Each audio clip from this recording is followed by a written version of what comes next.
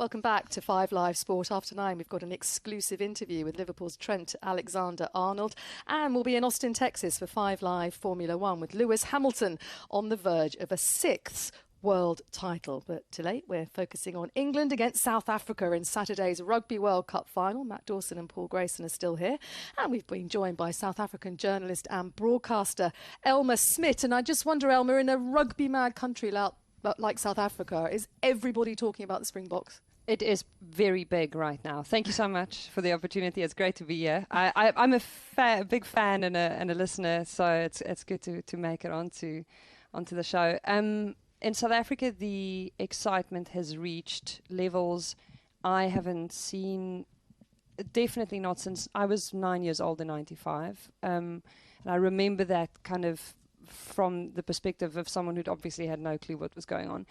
But this is really special because of the very broad appeal that Sia has brought to the Springboks. And it has definitely changed. I've just seen so many videos of people who work in supermarkets running outside, singing in the streets, singing in the passages of the shopping centres they work in, literally tills being unmanned because the staff are celebrating this moment. Because remember, it was on a Sunday morning when they won, and the flood of emotion that you just saw kind of come out of people all over South Africa was powerful. Is it going to be bigger than '95? Because John Smit suggested that it would be. Most certainly. Really? Most certainly. To give you an idea, when Sia played his first match as captain of the Springboks, it was at Ellis Park, Emirates Airline Park now. We should say Sia Kolisi, and it's significant because he's the first black captain of South Africa. Siyamthanda Kolisi. When he played his first test as captain of the Springboks, what happened was a large group of people on social media started expressing interest in going. High profile young black South Africans in Gauteng expressed interest in going to a rugby match, had never been to Emirates Airline Park, and started creating a group and said, we're going to fill a bus full of fans. If you don't have friends who want to watch rugby, but this moment in history appeals to you, come with us. Buy one ticket. You don't have to have any friends who care. We care. And they literally created a group, and they call themselves the Guijo Squad now. They're like the Barmy Army. And they went down to Emirates Airline Park, to the heart of Johannesburg, and they sang.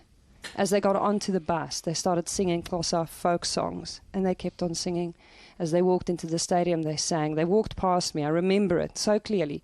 And they sat in one corner of the stadium, and they sang for most of the match. And immediately after the match, the players went over to acknowledge them, and Sia chimed in. And they were singing Siwelele. And it was so beautiful because it created a surge of support among people who'd never felt included in rugby, who never felt acknowledged, who saw one or two black players playing for the Springboks. But for the role of leader to be given to someone who grew up in a township, it's very powerful. Very, very powerful. I was lucky enough to be there. Chris Jones and I commentated on that game, and you got a sense of exactly that. I've been to South Africa as a parent on a rugby tour, and being into McQueenie Township and coach rugby prior to this, and we often discussed with the people that we were working with how you can get hold of rugby, and the answer was always the same. They need to see a hero. They need to see one of their own in a position playing for the Springboks. So for that then to become the captain was just, it elevated it to a completely different level. And we were really lucky to be there that day, and I'm glad they won. Yeah. Even as an Englishman, I'm glad they needed to win. And so for first-time kind of rugby attendees to have experienced a match like that, because it was very exciting. Yeah. But also for people who started tuning into rugby around the time that Sia became captain, for this to reach a Rugby World Cup final it's storybook stuff. I mean, the way that you've painted that picture, I can absolutely see it in the townships and the following that Sia must have. How about that more old school, dare I say, sort of that sort of Dutch Afrikaans feel, and how they're embracing it, and how that part of the country is changing as well. Okay, so one of the things about Sia that I think makes him have such a universal appeal is the fact that he's never once, I've seen him do, and I've had loads of conversations with him off camera and kind of on a personal note, I have never seen him once do anything that exhibits even the slightest hint of smugness or of pride. He is the most humble and vulnerable person there is. And his story of triumph against adversity, against such massive odds, appeals to all rugby fans because it does speak to the fact that there is hope. I think a lot of white South Africans feel an immense amount of guilt. I certainly do. And so it's very inspirational to see that there is a way to change where you came from. Well, two men who know just how important it could be for South Africa if Siya Kolisi was to lift aloft the Webb Ellis Trophy is former prop Hanyani Shimangi and captain John Smit, who was skipper when South Africa won the World Cup in 2007. They, of course, beat England in the final. And Smit says it's some achievement that they've got to this stage again. 18 months is a long time in rugby. But if you think back to where we were losing to Italy, we were ranked 7th in the world. Yeah. Honestly, we couldn't get a sponsor. No one was sponsoring the Springboks. There was nothing on the shirt. So commercially it was down, public interest was low. If you'd offered anyone there a quarter-final spot, they would have bitten your arm off. And now we've got a very demanding public who are absolutely. They're happy they were in the final. They expected it, and they're just a bit irritated that we didn't do it with a few more tries. They didn't like the kicking. They just wanted us to modify how we play. But that's the nature of playing for the Springboks. It's an emotional roller coaster where you're either unbelievably popular and loved, or you're unbelievably unpopular and hated. And that's the demand of our people and how much passion they have for the game. But can South Africa actually win? Going on semi-final form, England are going to start as heavy favourites, and absolutely. People are still going to go, oh, the Boks, if they lose, it's not good enough, or they're playing a boring brand of rugby, because Sunday wasn't easy on the eye, was it? So actually, how are the Boks going to go and make all this history? Yeah, from a rugby point of view, they're going to have to come probably with an extra bullet or two and be willing to pull a few triggers. You know, they didn't have to do a lot on Sunday. Rassie is smart. I've never met a coach who works like Rassie works, and he'll know exactly what's coming. On super semi-final form, obviously England are the favourites. And the beautiful thing about a final is that all of that goes out of the window. You know, we'd beaten England by 36 points in the pool game, and it was a tight game in the final, and that's what final weeks bring. But we know, don't we, the pressure that is on South African cricket captain, soccer captain, but probably more than anything, the captain of the Springboks. You know, we've seen Siya Kolisi do FaceTimes with the president. You know, he is the guy at the centre of it all. And Shimi, I wonder if Kolisi has even more responsibility and pressure on him because he is the first black captain who is representing the Rainbow Nation. Do you think he is going to feel all of that hope and pressure on his shoulders this week? Not hope and pressure, probably excites him more than anything else. I think the ability to create history.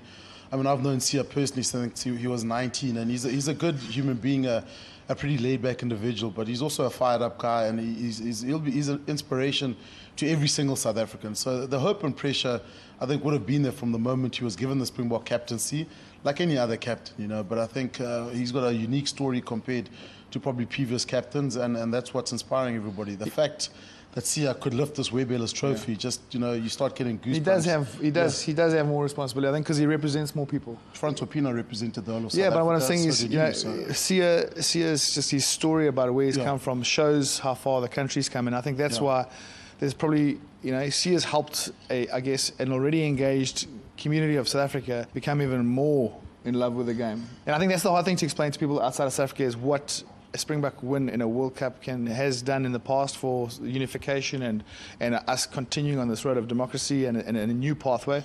But you know, Siya would probably go down as one of the most iconic captains, having been able to do this as the first African captain of the Springboks. That's how important this is, and he knows that. But the nice thing about Siya is that that's not the kind of stuff that he focuses on. Did you have to FaceTime the president? It wasn't FaceTime then. To be fair, Thabo Mbeki was the president at the time in 2007, and I'll never forget waking up on Saturday morning, the day of the game, and it was Jake Jake had called me, and I'm thinking it's Jake White, the coach. Yeah, he called me at 8 o'clock in the morning, and the game's at 9 o'clock. So you normally try and sleep until 10, 11ish to just shorten the day. And he says, Smitty, you get the whole squad together in the next half an hour. I was like, there's no ways. There's no ways I'm going to wake up the whole team on the day of the final. He says, Thabo Mbeki's flown in overnight to come and wish us well. So I then started calling room by room, and I promise you within 20 minutes, everyone was there in their tracksuits, being spoken to by Thabo Mbeki, who had flown in on Air Force One. Really? And he'd literally come to send us off, wish us well, and tell us that the whole of the country's behind us. And it was pretty special. I think there are a lot of things that happened in that week, and that was probably one of the most significant factors, because when a president comes and tells you that the whole country's behind you, it makes a massive difference. A Pinar and Mandela in '95 was iconic. John, you lifting it in Paris in 2007 was iconic. How iconic would it be if it's Sia's arms around that trophy come Saturday night? Yeah, look, I think it will be the biggest one ever. If that picture back home, I think it'll change people's lives back home. And then that's the magnanimity of what the potential of Sia lifting a trophy is. And so it was really cool when Francois lifted it with Madiba. It was amazing being able to do it myself with Thabo. But just if Sia touches that trophy on Saturday, it's I don't think we can explain. I don't think we understand. What that can do for our country. Yeah, I mean, already I saw the South African rugby president, and he said, do you know what's going on back home? And apparently, just the energy around the country, what's happening, the country's at a standstill. The most important person in that country for 80 minutes, come 80 minutes this weekend, it's going to be Sia Kolisi. He'll be president of Africa. I'll tell you this much. If he lifts it, it'll be a far greater moment than 95. Generations of people that weren't allowed to watch the Springboks, couldn't play for Springboks. But now you've got Sia running out there with his 15 men. It would be incredibly massive. I can't. Just the thought of it. They might even make a movie about it. Yeah, they'll make a movie.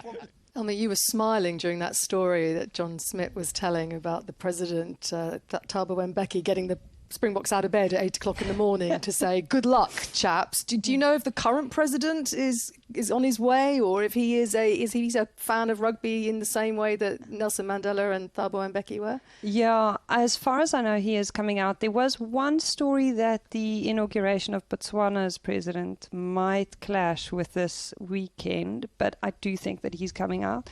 Cyril Ramaphosa is a very switched-on president, and the irony is, in this case, I think Sia might have the magic. I think that from a politician's perspective, it might be worthwhile being tight with Sia, because he's just got so much goodwill.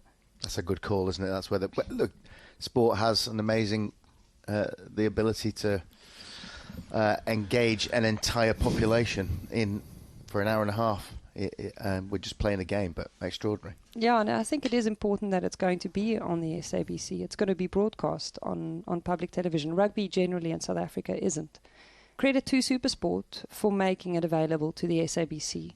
I have spoken to many players who grew up in houses that didn't have pay TV, who didn't get to watch rugby regularly as a child, and they would mention the fact that they remembered the 2007 final because it was on the SABC.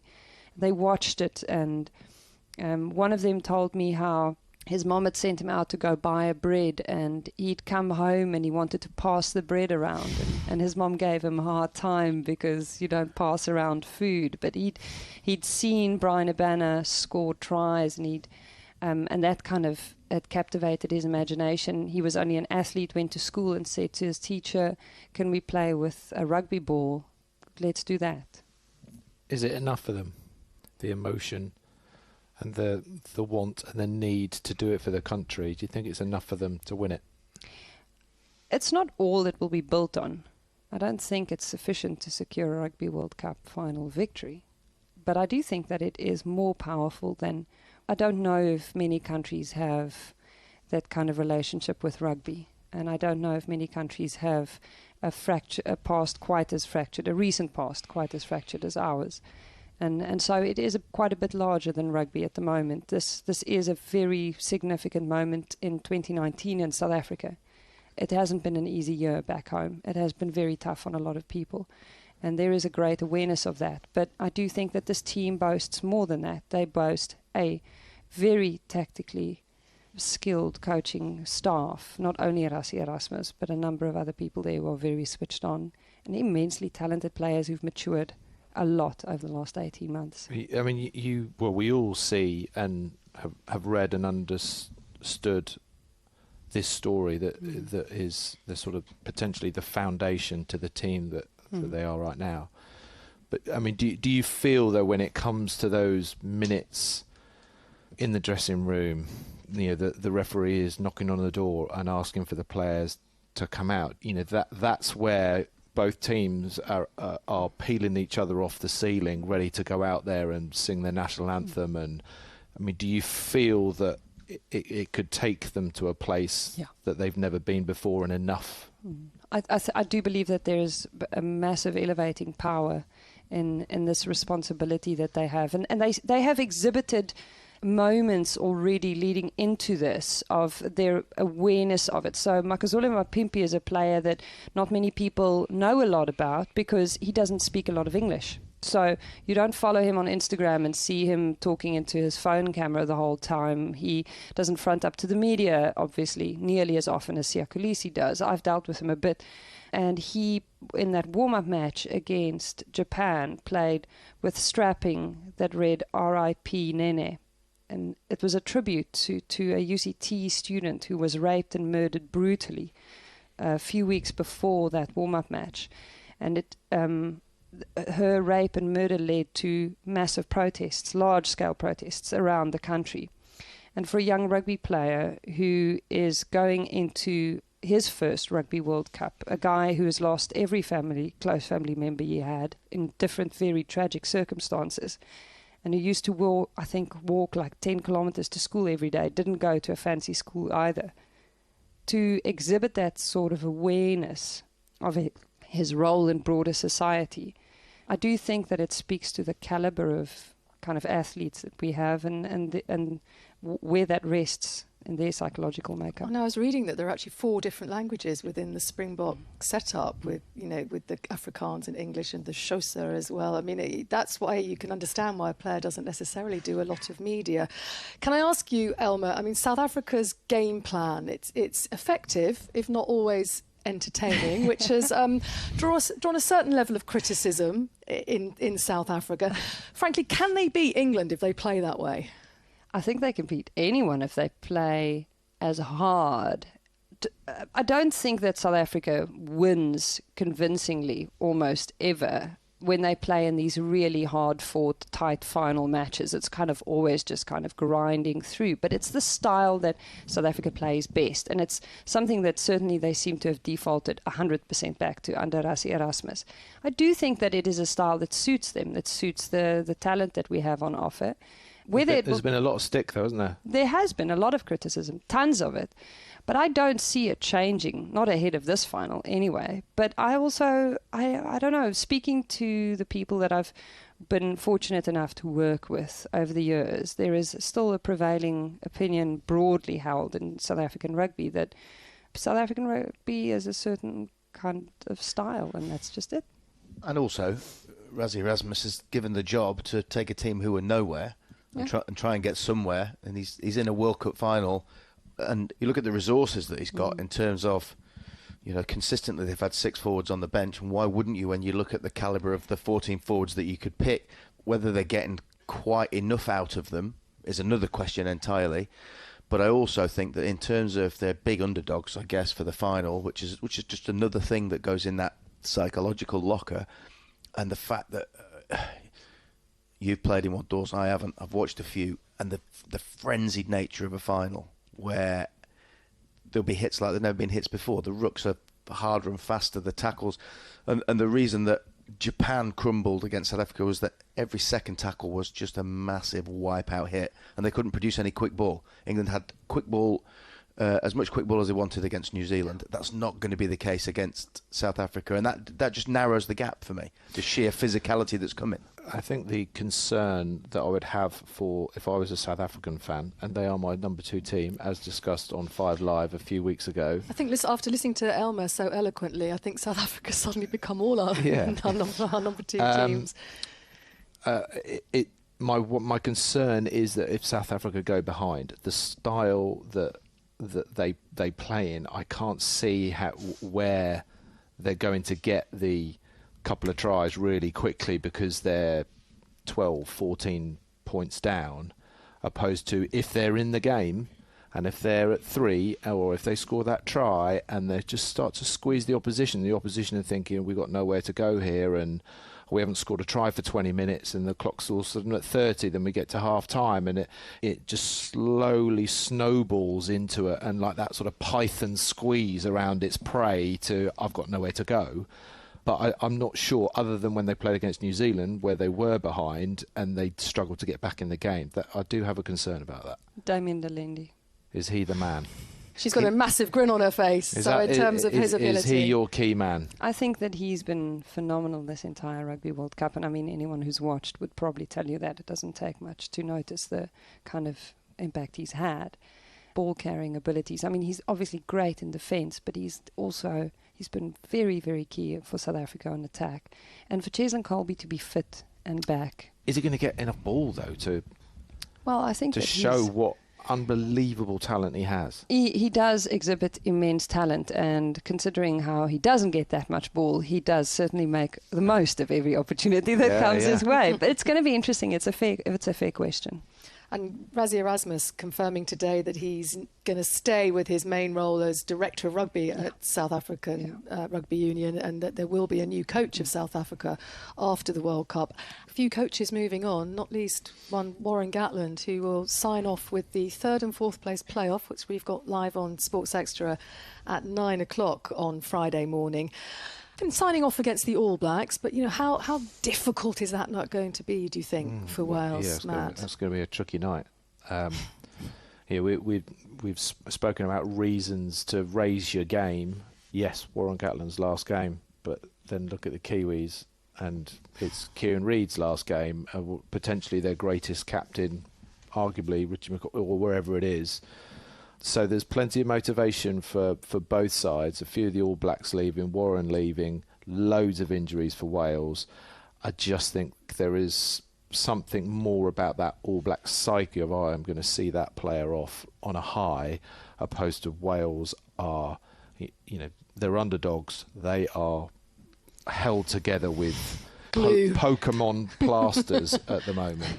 And it's Steve Hansen's last game as well. It's Steve Hansen's last game as well. And make no mistake, Wales are underdogs, and the result's completely immaterial for me. The way that they play the game, if they do it in the way that Warren Gatland's teams have always played, they will empty themselves for the cause. If that's not good enough to win, it doesn't matter. He walks away with his head held high. OK, let's come back to the big one, because, of course, we're on air from 7 o'clock on Saturday morning. 2 hours build-up ahead of the Rugby World Cup final, which kicks off at 9 o'clock. And Matt, you've been steadfast in your conviction that, you're looking at me in a slightly odd way now, wait to hear what you say first. that England will win the Rugby World Cup. Yeah.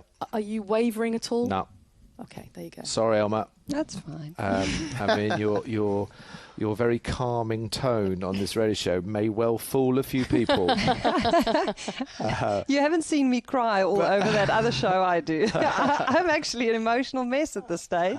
I think England will not have it their own way. There's no question about that. But I honestly think they've got so many ways to play the game, but then also so many ways to defend the game. And as much as South Africa are going to come with their power and intensity and emotion and history and everything that Elma has spoken brilliantly about, I think England have it. I think they have that ability to look it square in the face and say, we respect that, but we're going to go at it at a completely different angle, and we're not going to lose that opportunity.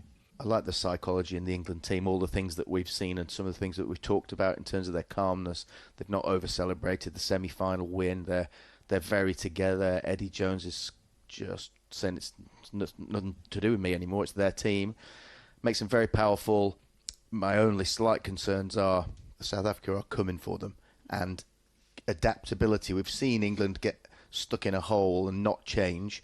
They've changed twice, 2 games back-to-back, and got it absolutely right. Just those middle minutes, like you say, scores tight, Matt, and they can't quite get away from them. And there's a couple of big hits and you've had a negative carry and you didn't kick it this time and then there's a knock-on, all those little bits, ride that storm. I think England have got enough to win the game and win it with a bit to spare. André Pollard, box by 3. He did kick the ball the best I've ever seen him kick off the ground in the semi-final. Or Andre Holland, as I called him in the semi-final. There are more challenging names. So that's not the one you should be. I know. I was so on. focused on. Yeah, I couldn't. Anyway. Tendai Matawarira. Yeah, You got that all right. No, just the beast. That's easy. You should just be glad that there are no clicks in this team. Lizo Koboga was almost selected for this team. What was that name? Lizo. Yep. Koboga. Oh, that's a good click. Right in there. Yeah. That's the cue. Yeah. Is that Xhosa? Well, yeah. Xhosa and Zulu have the Nguni clicks in it. So Q is X, and then C is. So if your surname is Cele, C-E-L-E, Cele. I don't even know actually how you've done that because you did it almost. Pollard, please. See, P's are really safe. Pollard. Exactly. Pollard. It's been a total pleasure, Elma Smit, to have you on 5 Live Sport this evening. I almost want to say good luck to South Africa. We can still say that. We can say that, but we are fair, balanced and impartial on 5 Live Sport. And can I say that if England wins this, I would be very happy for them. And I think that it would be well deserved because of the way England have played during this Rugby World Cup. And I don't think that many South Africans would be angry or bitter about that. So thank you to all three of you, to Elma, to Paul Grayson and to Matt Dawson. Eddie Jones has said that England want to take the game to South Africa to play without fear. We shall see, won't we? As I said, we're on air from Yokohama at 7 o'clock Saturday morning with all the build-up ahead of the Rugby World Cup final, which gets underway at 9. And to get you in the mood, there's the Rugby Union Weekly podcast every day this week